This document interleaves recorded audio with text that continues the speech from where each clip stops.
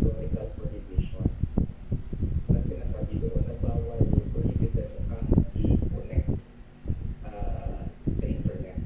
So, there was nothing clear in categorical about it. So, tama siya, no? Respisyo. because of that also, there was no penalty imposed. No? So, naglabas ng statement ngayon. Actually, today, naglabas ng statement yung grupo namin. Yung ANI, yung alyansa ng nagkakaisang mamamayan, no? Which is a coalition of the retired officers of the AFP, PNP, and personnel, and tapos the clergy and faith-based communities, business groups, professionals, and civil society organizations. And as of now, there are already around 25 retired officers na nag-sign. Officers professionals and business. nag-sign petition. So, including mga retired generals, no? Marami na nag-sign. So, ito yung sinabi namin sa statement, no? If I may read it before siguro mag-present si Attorney Harold. So, we, the Alyansa ng Magkakaisang Mamamayan, or ANI,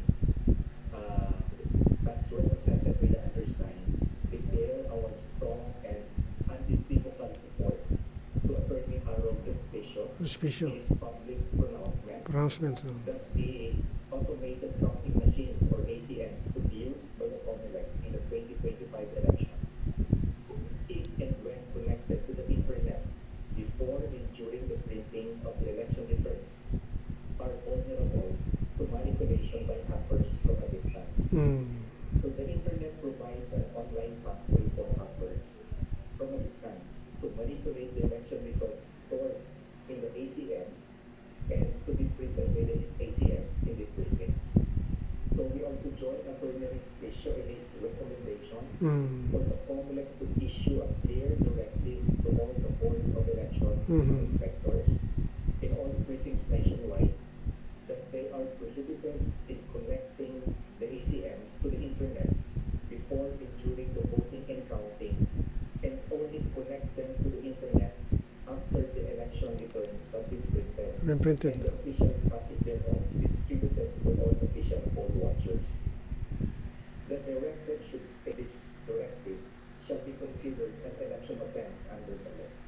So under the COMELEC in 2024, there is no such clear and categorical prohibition.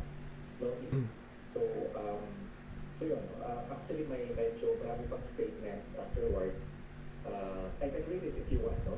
So announce the reported charges filed against Attorney Respisyo by the COMELEC for publicly discussing and videos posted in social media platforms the vulnerabilities of the ACMs to hackers. Social media videos are expressions of his reasonable concerns regarding the electoral process, which are fully within his right to freedom of expression, to the public's right to debate issues in a democracy, which are Prudential and Regulatory Commission. The COMELEC appears distraught and disturbed as if it was caught exposed and guilty. Why should the COMELEC? So in a system of democracy, government officials must be willing to accept public criticisms.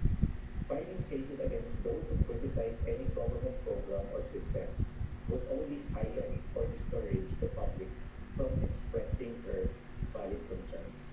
In transparent, credible, and orderly elections that would reflect Respisyo, Cielo Magno, and monitoring closely saka si Lacson, Tony Lacson. midterm elections. Signed, maraming retired generals